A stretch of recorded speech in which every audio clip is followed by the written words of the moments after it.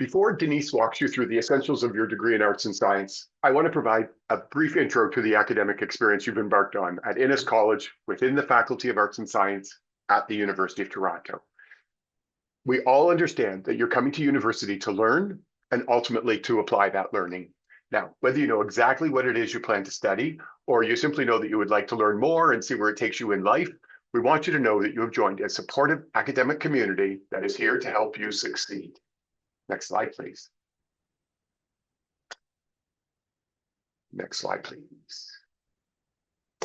Sorry, I should have advanced this further. The green dot is Innis, the light blue dot is the Faculty of Arts and Science, and the bigger blue circle is the University of Toronto. Next slide, please. You get to be the figure, by the way. So, having chosen the University of Toronto as the university where you will pursue your academic experience, you become the newest members of a large, diverse, and exciting academic community of learning and research. How large, diverse, and exciting, you may ask? Well, as a physical space, the University of Toronto is 35 city blocks in the middle of downtown Toronto, 2 satellite campuses, University of Toronto at Mississauga and University of Toronto at Scarborough. There's a 150-acre Harthouse Farm in Caledon, about an hour and a half north of Toronto. There's 2 independent hospital networks affiliated with the University of Toronto, Unity Health Toronto, which focuses on inner city health, and University Health Network, which is the largest health research organization in Canada. There's more space. I haven't told you about Harkness Field Station in Algonquin Park, but you get the idea. University of Toronto is a large academic neighborhood, and it's enjoyed by over 100,000 students, over 16,000 faculty instructors, and almost 10,000 staff. So with this many people on campus, this physical space is also a very large, diverse, and exciting living space, where fundamental values of equity, diversity, and inclusion are foundationally important to us, and where we make it a point to apply lessons that we've learned over time from accessibility and Indigenous reconciliation in our daily lives. The most immediate example of the university living these values is the University of Toronto Student Equity Census that all new students will be filling out in the next few weeks. It's a demographic data collection project that supports the university in understanding the diversity of the student population that we serve. You'll find the census without any difficulty when you log on to ACORN, which is the online student information system where you will enroll in courses, track your fees, manage your University of Toronto information. Speaking of online spaces like ACORN and a large, diverse, and exciting community, there's a lot of living that takes place online at this university. Now, to serve you in this online community, every University of Toronto student gets a UT Mail Plus account to carry out academic work and university-related activities. You get an email with a 100-gigabyte inbox. You get access to the online and the desktop versions of the applications included in Microsoft 365. Plus, you get a terabyte of OneDrive file storage. Now, also, as a huge university, we understand that security is a concern. And so the university also uses enhanced protections for its online environment, and all students will log into U of T's digital platforms using multi-factor authentication in a smartphone. And if you're interested, the university also offers 6 years of a 1Password families account at no cost for students who are looking for extra security. So these are some of the basics of this large, diverse, and exciting university. But as you will learn today and in the years ahead, you will discover the university is uniquely appealing to you for any number of ways that will be unique to you. Next slide, please. A lot of that appeal of the university will come from your academic home in the Faculty of Arts and Science, which can also be described in terms of size, diversity, and excitement.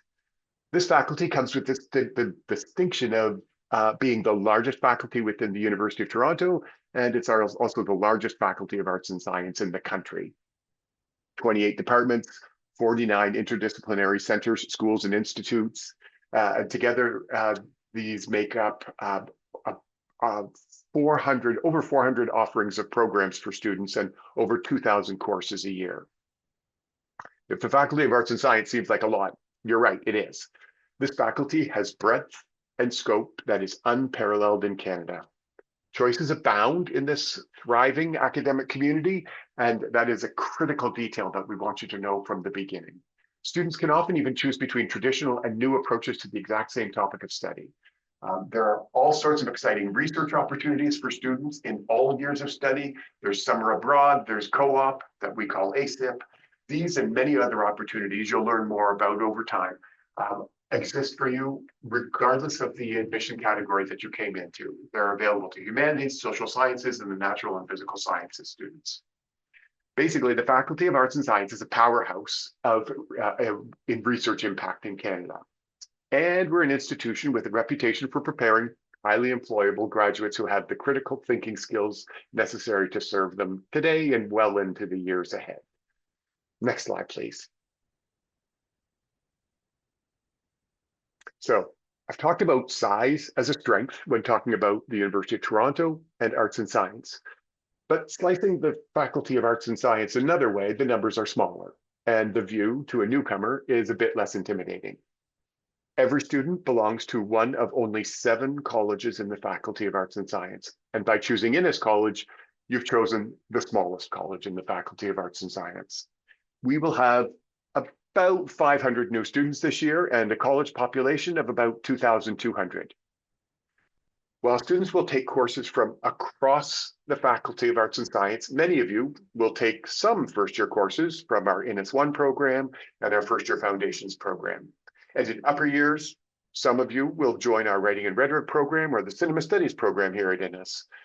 2 programs that contribute to the full complement of the 400 plus programs that mentioned in over 2,000 courses. But wherever you're taking your courses, Innis will always be your academic neighborhood at the University of Toronto. Next slide, please. And this Innis neighborhood, like all neighborhoods at the University of Toronto and like Toronto itself, has people from all over the world. As of today, almost 40% of our new students this year will be international students, and slightly over 60% of our students will be Canadian citizens and permanent residents. Next slide, please. Of the Canadian citizens and permanent residents, most are from Ontario, but we will also have students from almost every Canadian province and territory this year. And this year, we also expect to welcome new students from 35 other countries, represented in the green dots on this map. Next slide, please. I've just projected 3 slides in a row with numbers relating to Innis College, but Innis isn't normally described in numbers. Students really do see colleges as neighborhoods within the University of Toronto. So think of Innis as your home at the University of Toronto for the next handful of years. And this is a place where you will not only get to know other first-year students, but also upper year students, professors, staff, alumni.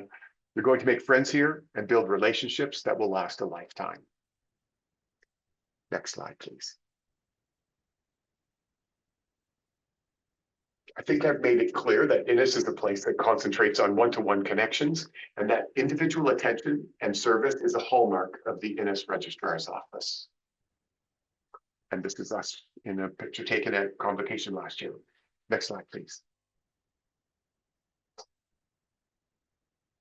Today, the 6 of us in the office are all working together to focus a bit of learning before your course enrollment date by reviewing some fundamentals with you, demystifying some acronyms and abbreviations that by the end of the next 2 sessions, you too, like the rest of us, will take for granted, sharing some course selection strategies, and pointing you in the direction of helpful online resources.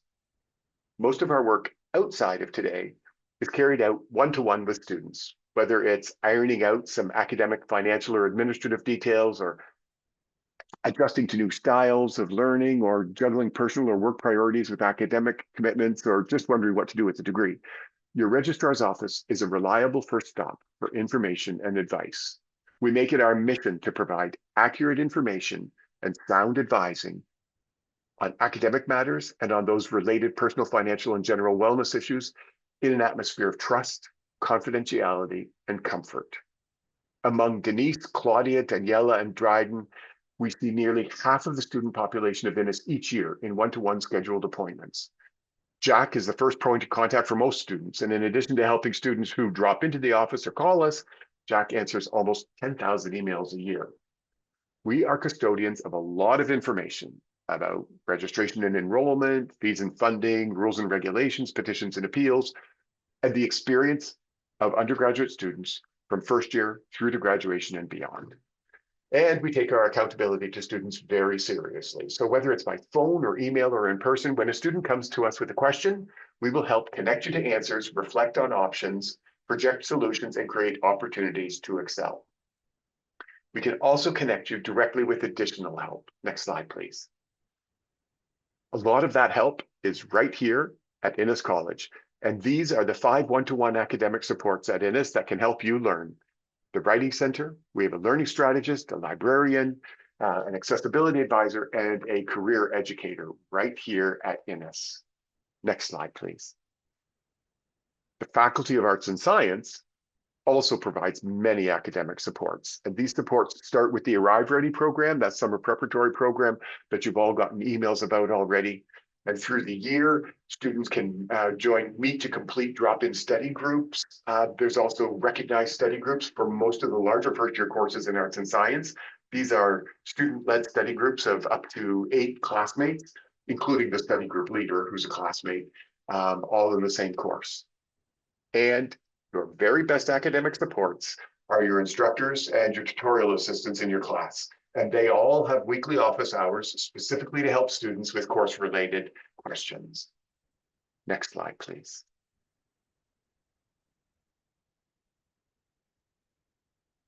I mentioned in the introduction of the staff first thing this morning that being a student can come with challenges. And these challenges can weigh heavily on the mind of a student. And I just want you to know that there are mental health resources available around the university. Back up one slide. Academic advisors in registrars' offices and professors and staff are all familiar with these resources and will refer students when it looks like it will be helpful.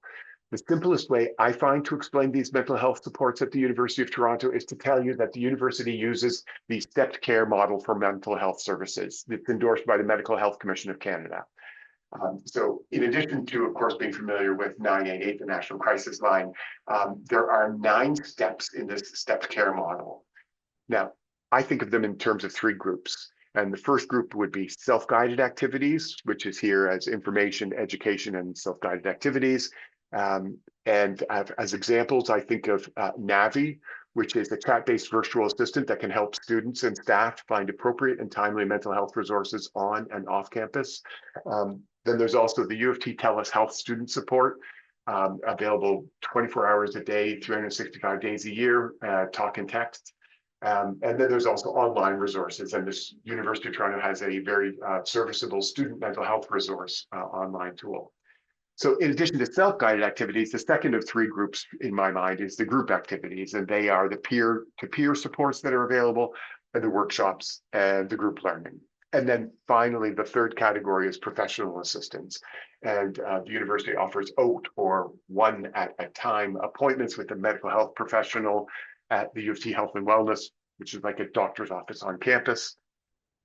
Further to that, there can be specialized care with professionals, doctors, and then the university also kicks in with crisis support where necessary.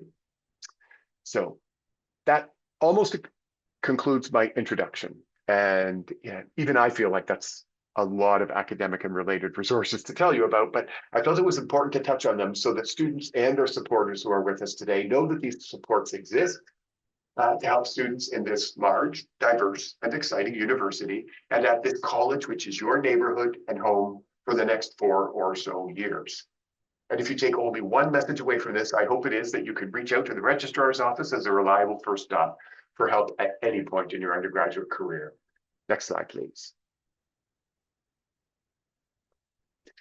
So for the second half of this session, Denise will be explaining the degree requirements, or what you have to do in order to qualify for a degree in arts and science. With my last 2 minutes, I'm going to tell you why arts and science has you complete these requirements. By the time you've completed all the requirements of your degree and graduated from the University of Toronto's Faculty of Arts and Science, we feel confident saying that you will have achieved depth of knowledge or a critical understanding of the field or field of studies that you choose to pursue as programs of study. We feel sure that you will have breadth of knowledge And there's a reason why students are expected to take at least a few courses outside of their field of studies. And that is so everyone graduates with some breadth of understanding of the richness of the arts, the complexity of global cultures, and the varied structures, processes, and concepts of the social and natural world. And the faculty is also confident that you will have acquired the ability to integrate your knowledge and your skills, and you'll also have the ability to apply your learning in your final or upper year courses, and also after you graduate, making you effective participants in your daily life and in your community. So there you have it. Whether you know what you plan to study or just that you know you want to come in here and learn, know that you've chosen a university, a faculty, and a college that's committed to helping you create opportunities to succeed, to excel, and to make a difference. And now we will have Denise fill us in on those degree requirements. Thanks very much. Denise?